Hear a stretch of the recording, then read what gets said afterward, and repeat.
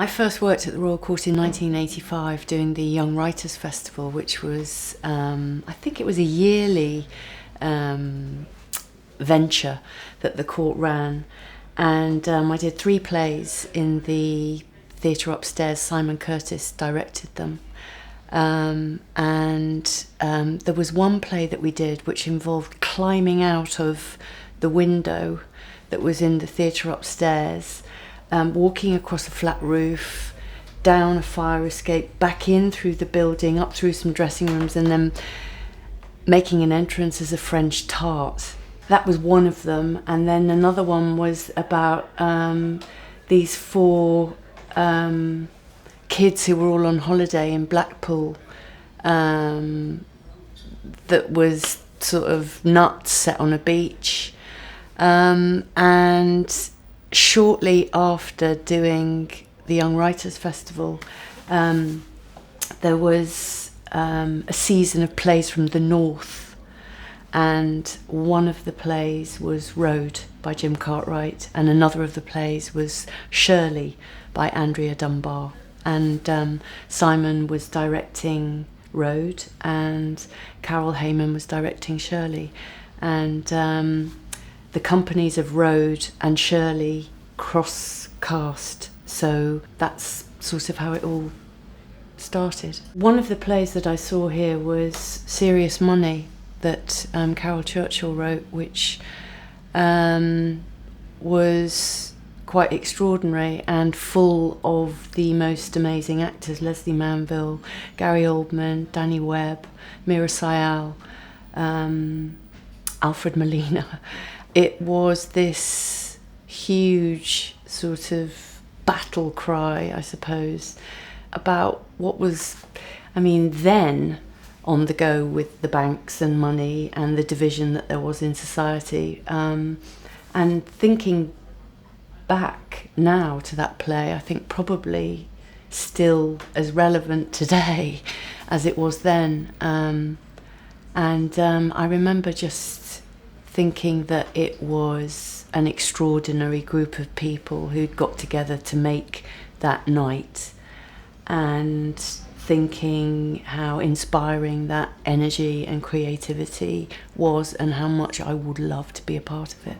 The biggest thrill working here was when we were doing Road in the theatre upstairs, and in order to make an entrance we used to have to go through Martin Sheen's dressing room. He was here doing The Normal Heart, and he was very sweet about it, and we used to have such a thrill going through his dressing room saying hello to him, because we were doing this little play in the theatre upstairs and he was doing this big success in the theatre downstairs.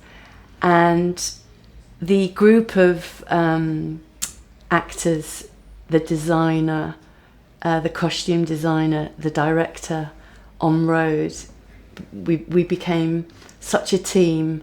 We were so committed to Jim's play.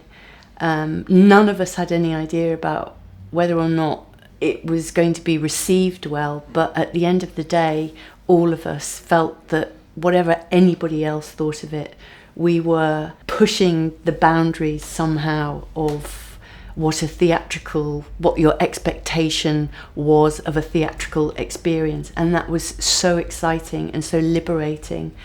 And I remember after the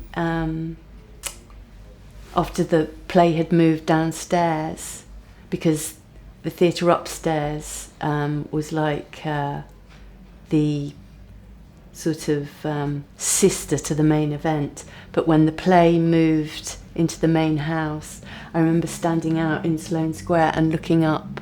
Well, we all did. We were all out there, I think, drunk, looking up at Road in neon lights and pinching ourselves, just saying, my God, this is amazing. I think the Royal Court is one of the few theatres left in this country that places new writing at the epicentre, at the heart of what it does, and that everybody in the building who comes here, everyone who works here in the offices, in the technical departments, the actors, the directors, we're all here to serve the playwright. And I think it's one of the few places in the country that still regards writing as being the foundation of what it is we all, therefore, are able to do. It's a college, if you like, for writers. They are tested, they are challenged, they are elevated, revered, worshipped, denigrated, encouraged, supported, given their first steps, given their respect in this building by everybody who works here. And it's rare, I think, for writers, and I think that's why a lot of young writers want their work to be done here, because they get a level of support and commitment that's not available anywhere else. I would hope that in the next 60 years the Royal Court continues to do what it was set up to do, which is to absolutely reinforce the fact that in GB, writing for the theatre, putting testing ideas on stage, mirroring the society in which we live, having fun, being political, being outrageous, throwing down a challenge to audiences, to governments, that it continues to do that, and that the tradition of theatre being social, political, entertainment is kept alive. If the Royal Court didn't exist, I don't think I would have been able to develop a taste, if you like. Coming to the Royal Court to work 3 years after I'd left drama school was like doing a PhD after doing a BA or an MA. It was like being in this hothouse of intelligent, clever, witty people who just sort of, they liked that and they liked this and they read that and they saw this and they went there, and it was like, oh my God, yes, of course, all of that is possible. And it was like, from here on in, I sort of had an understanding, I think, of something that I intuitively felt I wanted to do and be part of, but had not been able to find anywhere else.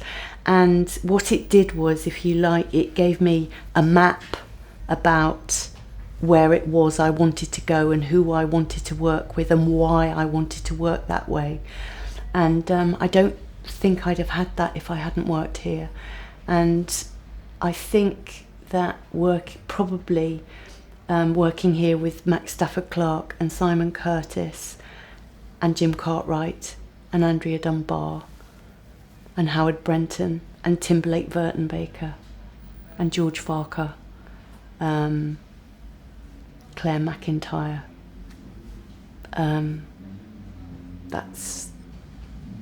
I don't think I'd have done the sort of work that I really, really wanted to do if I hadn't come here.